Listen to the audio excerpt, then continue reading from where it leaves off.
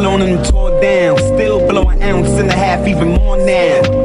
Yeah, put your lighters in the air, light it up in here. Yeah, put it in the air, see if I'm a puffin' kid. You should find out, I came to blow my mind out. Passing and you drop it, I'ma put you on timeout. Like Joe Frazier, I'm smoking. I'm back, and I'm doing this last minute because I did a horrible job of scheduling. But it is Friday, the day before the football games kick off. And this playoff time is really starting to pick up now. Number one seeds have had their bye weeks, and they're ready to play. They ain't got no choice. But I apologize for the coughing. This week, got 4 games, 8 really, really good teams.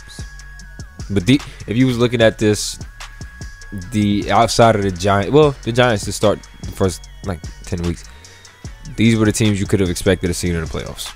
So we are going to start with my Philadelphia Eagles taking on the New York football playing Giants. And last week I said this, and I will say it again: Daniel Jones' legs will be the reason they win. Part of that is because Kirk Cousins decided to make the worst decision possible. But look, he had, let me zoom in right here. He had 17 rushes for 78 yards. I knew Daniel Jones' legs was going to carry them to the win, and that's exactly what happened. 301 passing yards. Let me see if he had any turnovers. He balled out. No, yep. He got sacked 3 times. No interceptions. It don't look like he had any fumbles.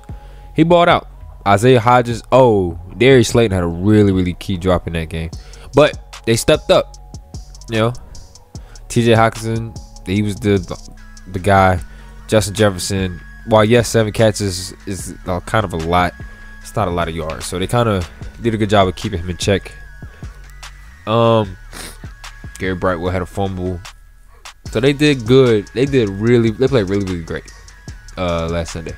And honestly, the Minnesota Vikings shouldn't have been in that situation to have the ball in the last possession anyway, because Darius Slayton dropped the first down. It was right there. He dropped it. So it's what's starting to hit me during this video is how I got to structure these videos. Now that's not what it was last week. But anyway, Daniel Jones stepped up big time. He stepped up big time. Showed the world, you know what I'm saying, he don't have to turn the ball over.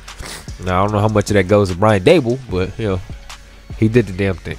So that was that. My Eagles, we had our bye week last week. Jalen Hurts got another week to recover. The Giants can't shock the world and beat the Eagles. But what was that? But anyway, a week of rest is definitely what was needed for my Eagles. Definitely a good week of rest. But the Giants look confident. So let's go back to, and part of it is this game right here. This is the very last game of the season. They gained a whole lot of confidence because we were very bare bones in our play calling. But it's kind of what the Giants needed. They didn't care how they was going to get it. They was going to win. But we were really like bare bones in our offense. I don't think we were really trying to push the ball, really trying to showcase the scheme. But because the last time we played, this is about to be the 3rd time we played them. Yeah, and like I said at the beginning of the year, you always split. This was a whole lot closer than it didn't feel like it was 2-0. But the first time we played 48-22 in New York. So Boston Scott, I don't know how he's going to do it, but he is going to be the best running back for the Philadelphia Eagles because he always is. He has like 17 touchdowns, something crazy like that. Versus the Giants. Boston Scott versus the Giants has scored 10 touchdowns in 8 games versus the Giants. Despite Boston Scott having, Don Martindale says the running back isn't a giant killer. Oh, he's been a giant killer before, so I don't know about that.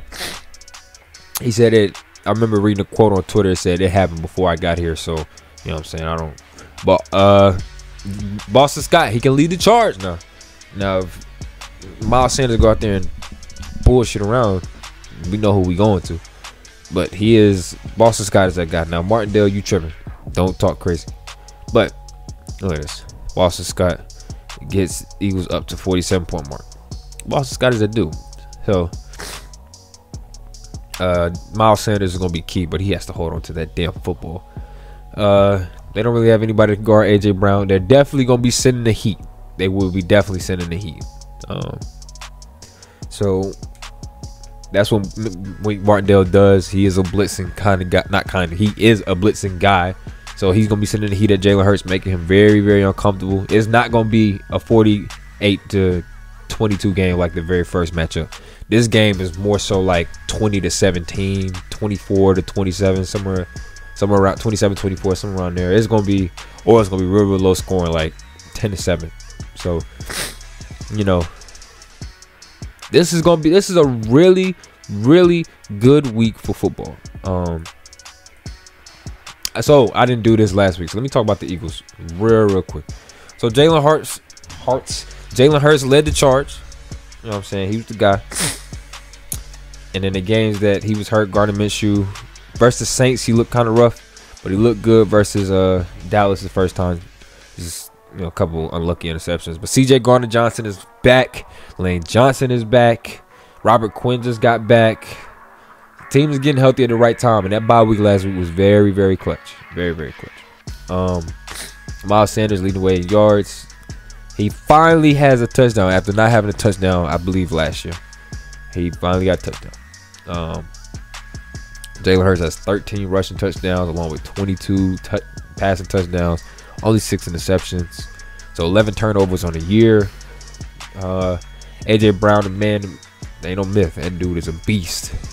11 touchdowns, averages 17 yards a catch. Devontae Smith, the man with the short hands, a little under 1,200 yards, 7 touchdowns.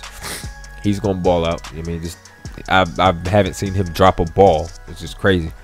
Dallas Goedert, tight end of our future. Quez Watkins, I didn't know he only had sub 400, but we split it around. Shows our ability to run the ball. Our O-line is getting healthy, but you know, Lane Johnson said he's good to go, so he's playing tomorrow night. We gonna lock in. TJ Edwards leading the way in tackles, but Kazir White is still giving up a whole lot of passing yards and catches. That's still the thing. CJ Gardner-Johnson led the team in interceptions once again. Who led the team in sacks? I think it was Hassan Reddick. 16 sacks. Look at his sacks. So this year we had 70 sacks as a unit. This team is nasty. This front seven is crazy. My man Josh Sweat had 11 sacks. Paid him, man. All right, but 11 sacks for my man Josh Sweat. Fletcher Cox had 7. So he did the damn thing on his 1-year deal. I don't know what they're gonna do with him. Hassan Reddick had 5 forced fumbles. That's crazy. Josh Sweat had his touchdown versus Dallas. So this now, my fear is the rushing defense, because we are not necessarily the best when it comes to rushing defense. NFL total defense. So we are like, a couple weeks ago, we were #1 in pass defense. Why does it say 1 game played?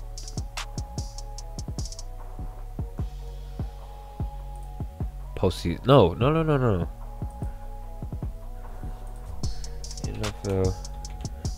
Yeah, defensive rankings for the regular season. So, completion percentage, we were middle of the pack.